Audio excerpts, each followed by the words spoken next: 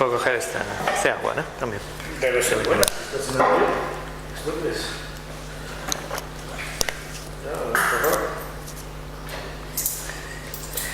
Bueno, pues seguimos. Para esto en marcha, sí. Resituamos también para facilitar tu aterrizaje. ¿Cómo te llamas, por cierto? Rosa, vale.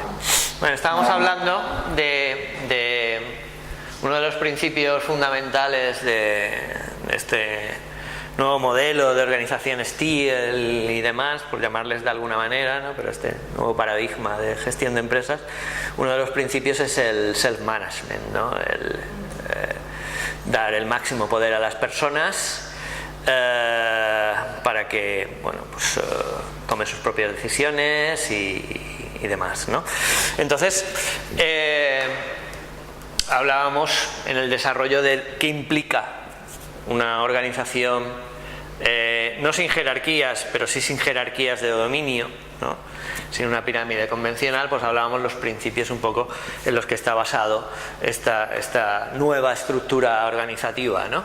Y decíamos que uno de los principios fundamentales eran, en primer lugar, la autonomía responsable, darle a cada persona, hacerla, digamos, soberana de su ámbito de trabajo, ¿no? De manera que nadie te puede decir cómo tienes que hacer las cosas o cómo tomar las decisiones en tu ámbito de trabajo.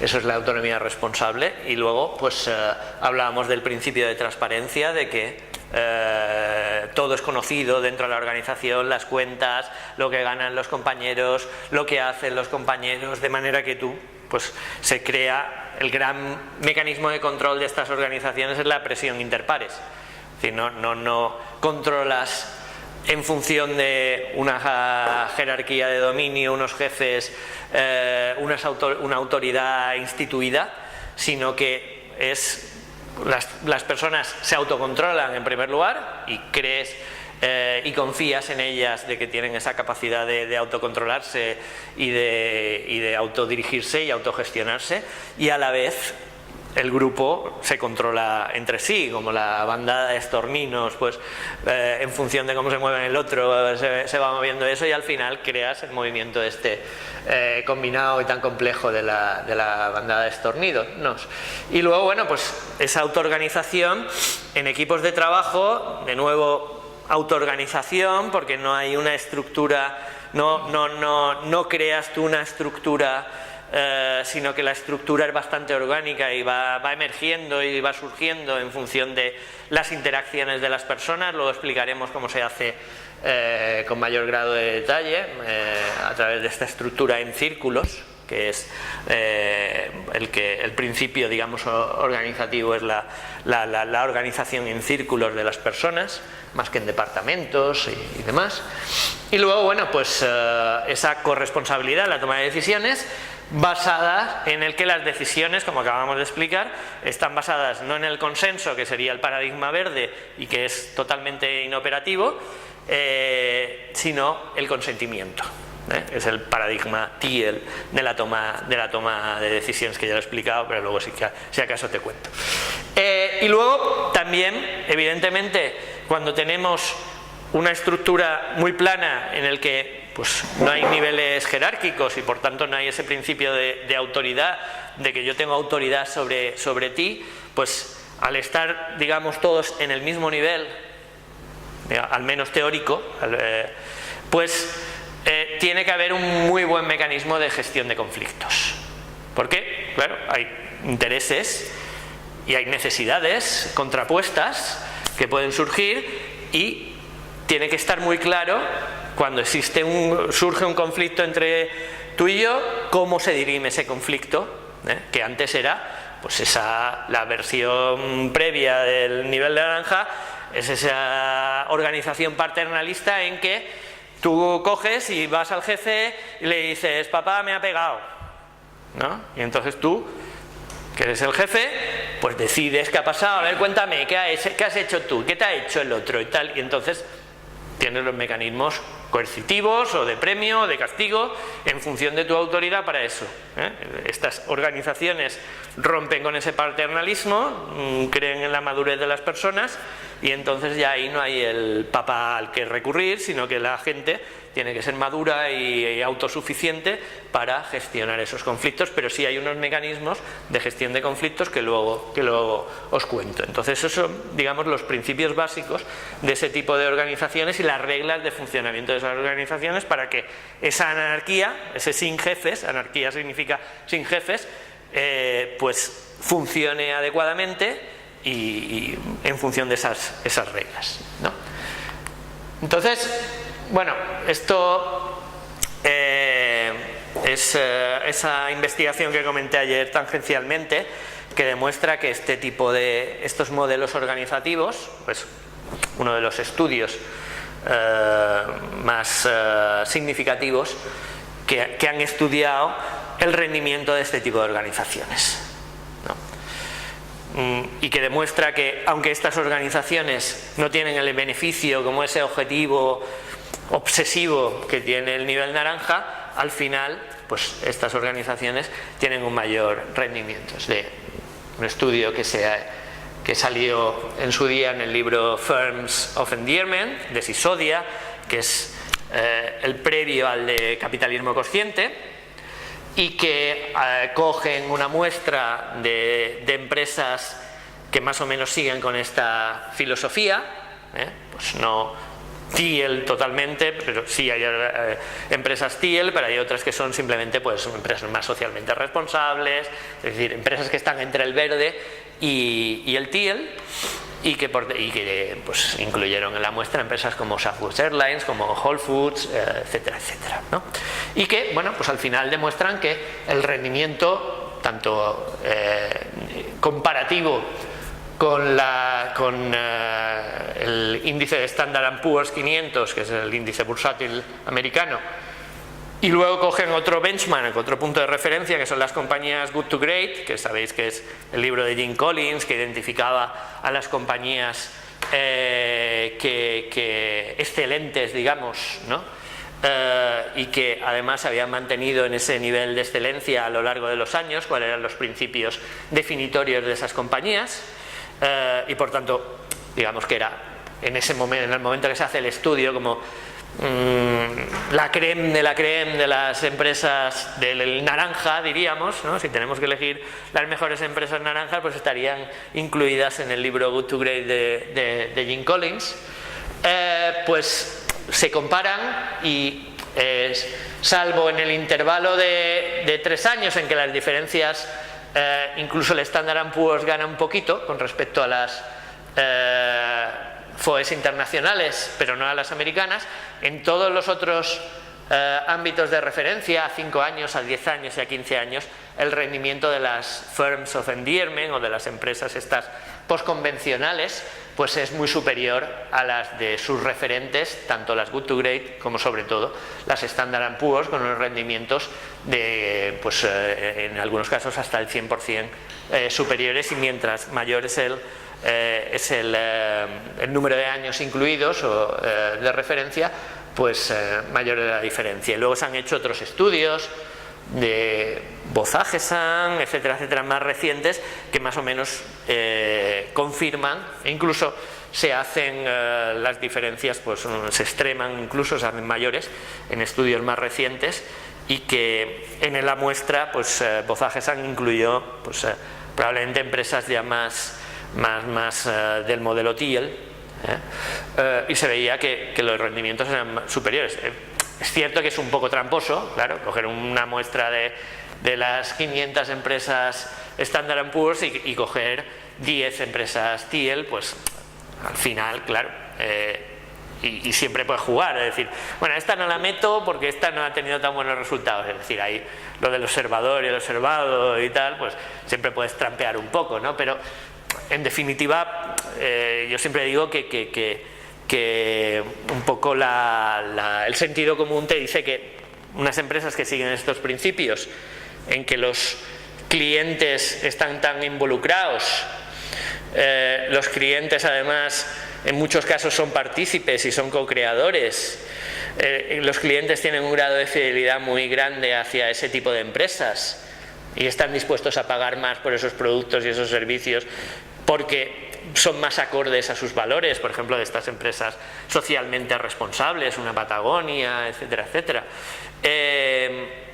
Y luego, evidentemente, pues tienen unas reglas de funcionamiento interno en que al final los trabajadores, por supuesto, tienen mucha mayor satisfacción, tienen una mayor involucración en el proyecto empresarial, hay una mayor sintonía de valores, para la gente que trabaja en este tipo de empresas pues suele elegir este tipo de empresas por sus valores, no porque voy a ganar mucho dinero aquí, etcétera, etcétera. Pues te dice que son empresas que tienen que funcionar mejor que las otras necesariamente, tampoco hace falta hacer grandes estudios econométricos, ¿no? Sino que el sentido común ya te lo dice. Y bueno, ahora quería dedicar la siguiente parte, una vez que hemos visto la filosofía de estas teorías y lo que las une a todas estas teorías posconvencionales de nivel verde, de nivel Thiel, sobre todo, ver un poco la parte de investigación y ver también pues un poco lo que yo he hecho y verlo desde la perspectiva investigadora, ¿no? Que es lo que me pidió Antonio que hiciera, aparte de hacer el repaso de estas teorías, que yo creo que es absolutamente necesario que aquí dentro del mundo académico pues incorporemos estas teorías, hablemos de estas teorías para contribuir a esa transformación entre nuestros alumnos y para que por lo menos llegue al mundo académico, porque desde cualquier campo de investigación, sea el campo de la RSE, sea el campo de la dirección de personas, sea el campo del management en general, de lo que sea, de la calidad, de la estrategia, etcétera, etcétera, digamos que estas empresas son las que están un poco en la vanguardia del pensamiento, digamos, ¿no? Y son las que tienen las prácticas en muchos casos más vanguardistas y más innovadoras, con lo cual yo creo que son dignas de estudio, ser objeto de estudio académico, y porque son las que están contribuyendo al cambio del paradigma. Entonces, quería hablar pues desde mi punto de vista, cómo he trabajado yo esto y sobre todo pues hacia contar el desarrollo de mi propia teoría, como os decía, en tercera persona, ¿no? La descripción de la teoría, pero también en primera persona, cómo lo siento yo, ¿no? Y bueno, aquí os voy a contar también el proceso de desarrollo de la teoría, que en sí mismo pues abre un campo de investigación que no es yo creo suficientemente habitual en el mundo académico, porque en el mundo académico se basa muy en la investigación cuantitativa y cualitativa, sobre todo cuantitativa, que digamos que sería lo que el hacer teorías de medio rango se llaman, ¿no? El middle range theories. Pero no le hemos dedicado suficiente atención, o se hace muy poco, en lo que es la construcción de teorías o de metateorías, ¿no? Yo creo que es un gran fracaso. Hay muchos fracasos a nivel, y aquí soy muy crítico yo con la investigación académica, pero que aparte de lo que siempre se dice, que estamos muy distanciados del mundo real, de que nuestra investigación no llega al mundo real, a los empresarios y a los practitioners y tal, eso ya es muy sabido y es una crítica que yo creo que es demoledora. Otro de las críticas que yo creo que son necesarias hacernos y hacer autocrítica en ese sentido es que si miramos todas las teorías de la historia del management, ¿cuántas teorías digamos, de las que se usan. La teoría de recursos y capacidad, que es una teoría que a mí me parece una buena teoría, ¿sabes? La primera que se me ocurre. Teoría de recursos y capacidad, eso no la usan las empresas. Es decir, ¿qué teoría se usa? Es una de las teorías más influyentes dentro del campo de la dirección estratégica a nivel académico, ¿no? Pero las empresas no la usan. Entonces, bueno, es decir, no es una teoría de referencia como diciendo yo implanto un sistema de calidad, yo implanto un sistema de recursos y capacidades, ¿no?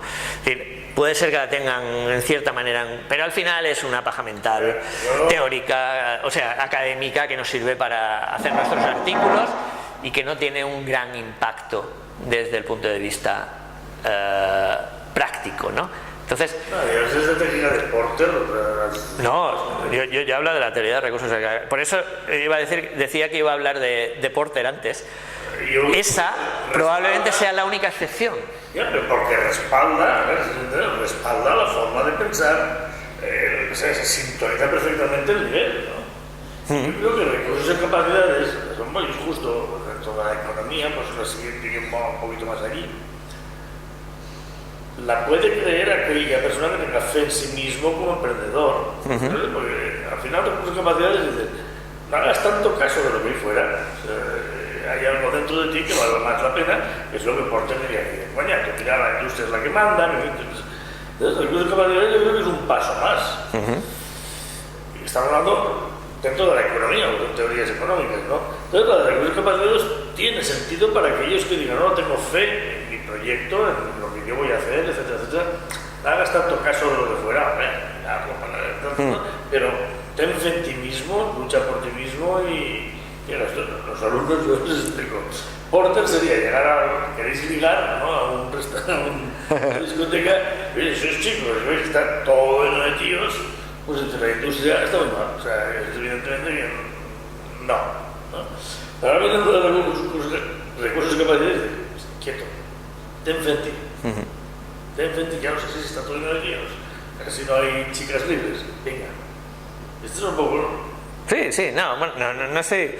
He dicho una de las teorías que a mí me gusta personalmente y tal, y que me parece que es práctica y tal, pero que a la vez no es una de las teorías de referencia de los practitioners. O sea, las teorías de referencia de los practitioners pues dirán, la gestión de la calidad, el 6 Sigma, ahora se pone de moda la reingeniería, ahora voy a utilizar, yo qué sé, pues el Big Data, el no sé qué, tal. Pues esas son teorías que al final tienen su impacto en la práctica empresarial, ¿no? El Lean Management, el Agile, el tal, y al final todas esas teorías vienen del mundo practitioners, vienen de ellos mismos, ¿no?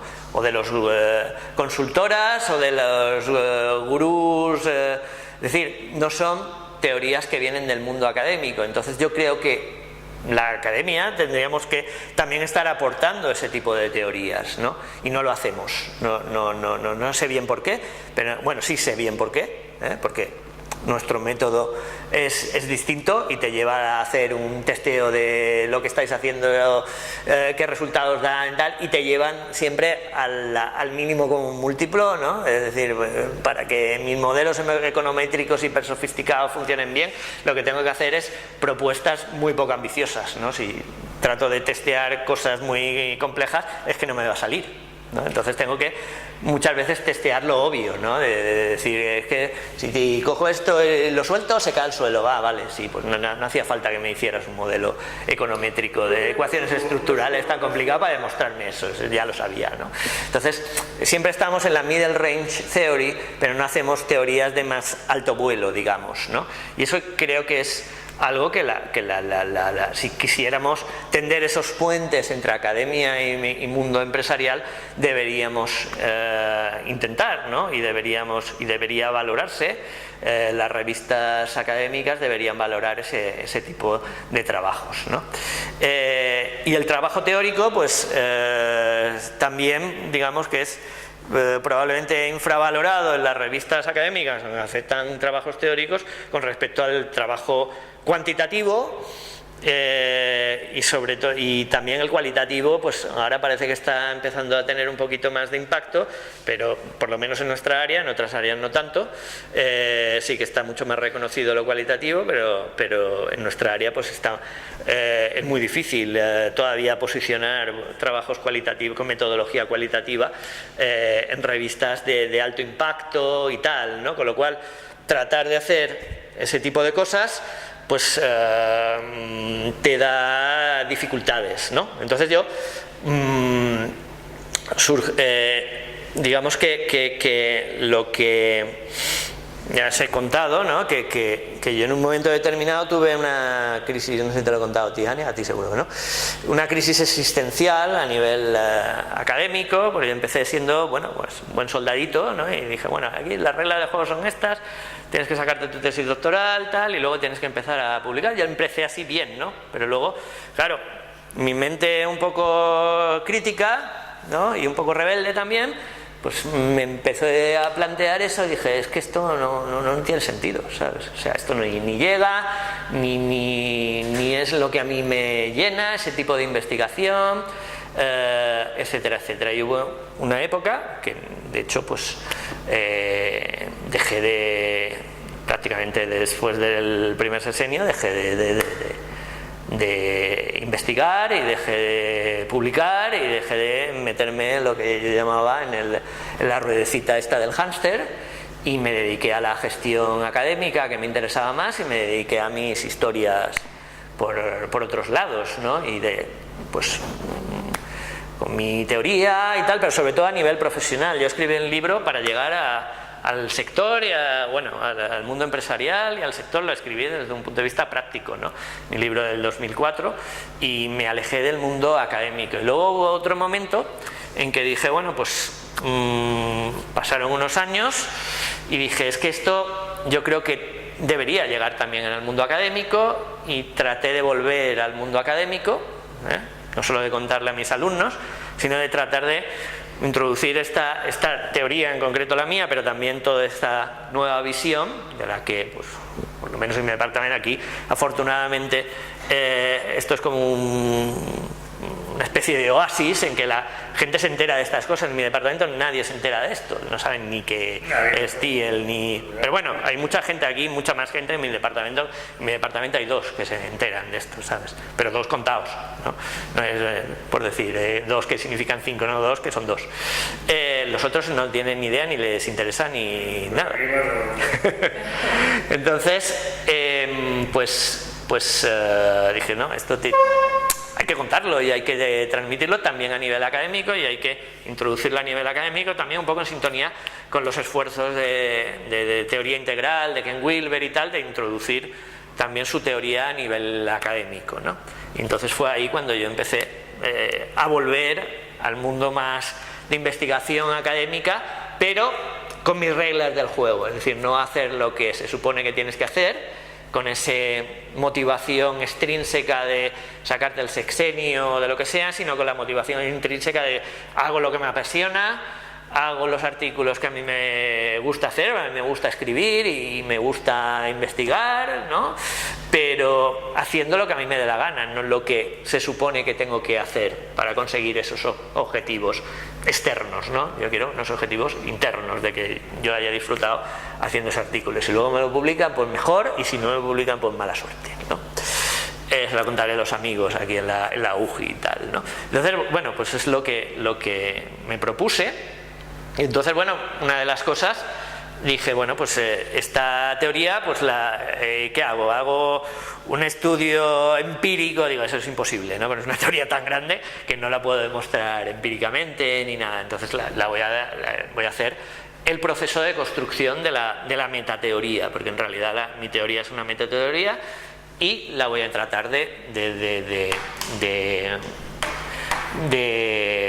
posicionar un poco en el mundo académico también, ¿no? Y entonces, bueno, pues partiendo un poco de la premisa de que la administración de empresas, pues es un campo muy multidisciplinar, muy fragmentado, muy complejo, muy plural, en el que se habla siempre de que hay una ausencia de un paradigma, ¿no? No hay un paradigma integrador de la administración de empresas. Está generalmente aceptado, de que la hipótesis de Kuhn todavía no ha llegado, de la unidad paradigmática o del paradigma dominante no está todavía, no se ha conseguido en el mundo de la administración de empresas. Entonces, bueno, la teoría integral, que es mi teoría, digamos, de referencia, pues ya sabéis que lo que busca es eso.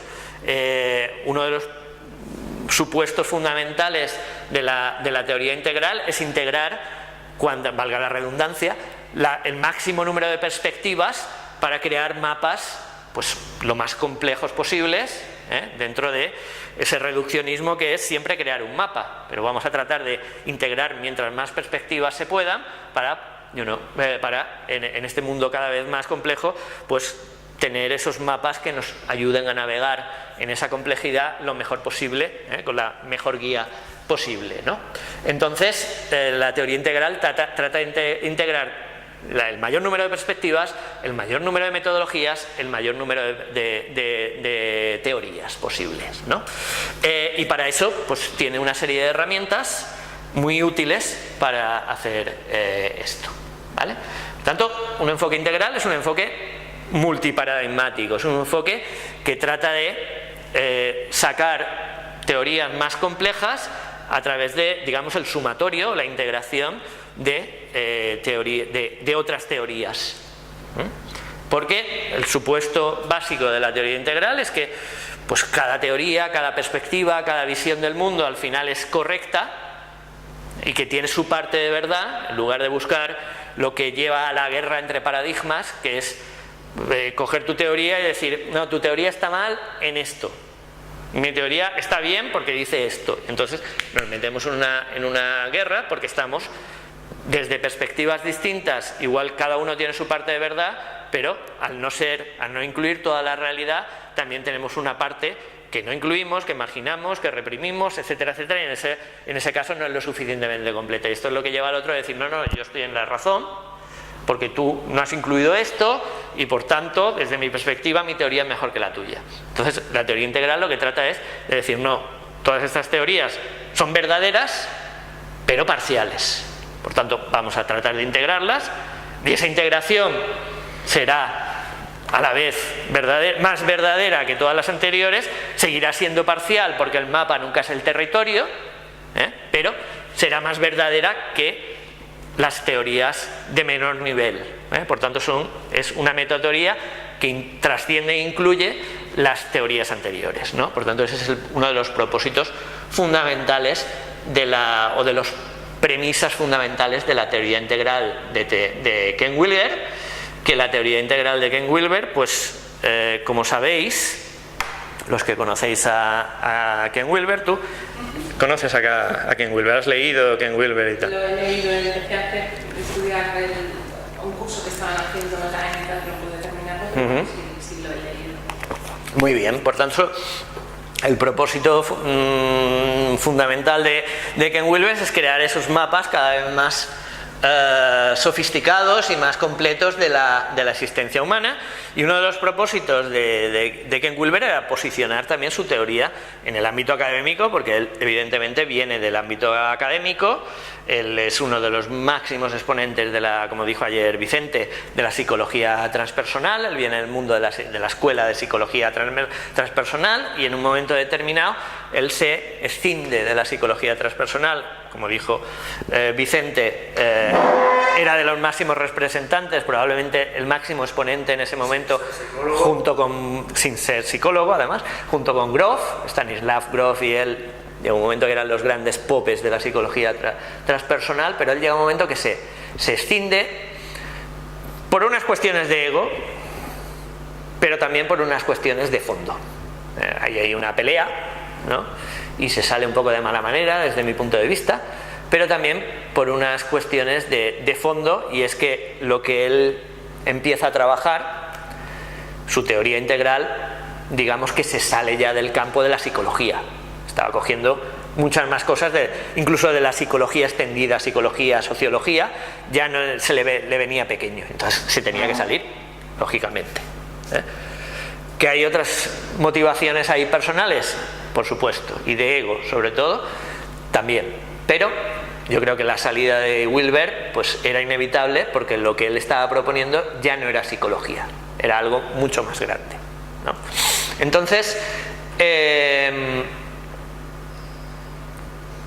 él va trabajando en ese mundo ya, digamos, metateórico y metadisciplinar, y sus obras van teniendo impacto,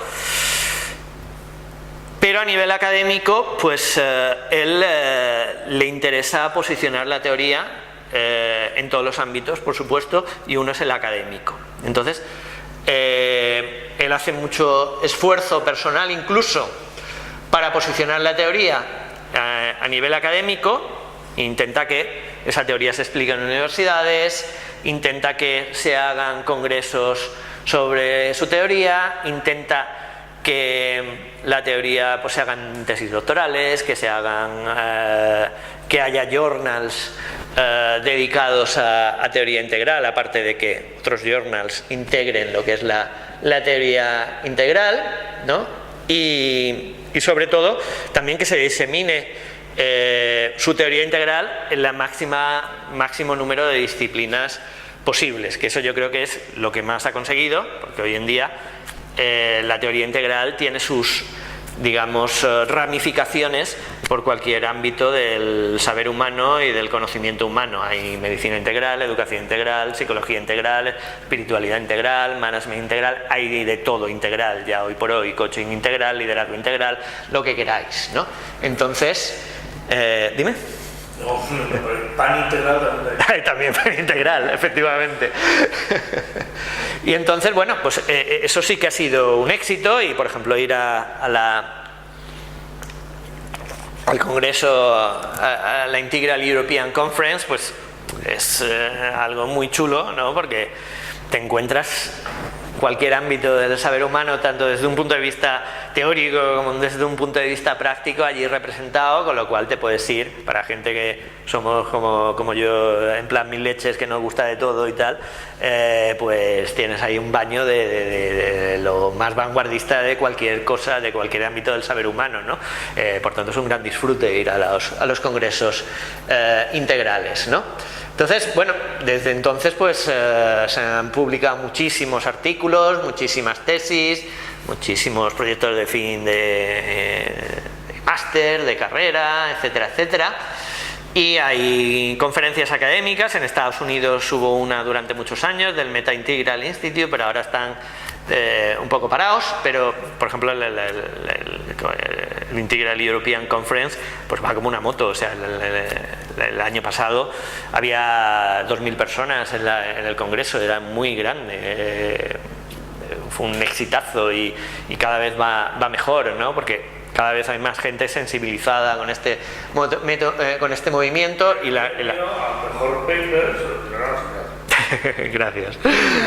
Paper académico. Y entonces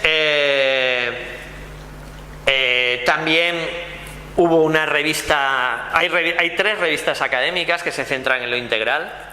Está el Integral de las que se publican, hay 2 online que ni tienen Scopus ni JCR ni nada, pero bueno, están en algunas bases de datos y tal. Integral Leadership Review y la Integral Review o algo así, creo que se llama. Y luego está, sobre todo, la más importante fue, porque ahora está en barbecho, el Journal of Integral Theory and Practice, que yo ahí he publicado. Y esta sí que es Scopus y llegó a tener un cierto nivel, empezaba a tener un cierto nivel, unos ciertos índices y tal, y ya os digo, es Scopus. Yo ahora pido sexenio e incluyo un artículo de esto, que es el que tengo ahí más secundario, digamos, ¿no? De relleno, ¿no? Porque tiene un Scopus bajito.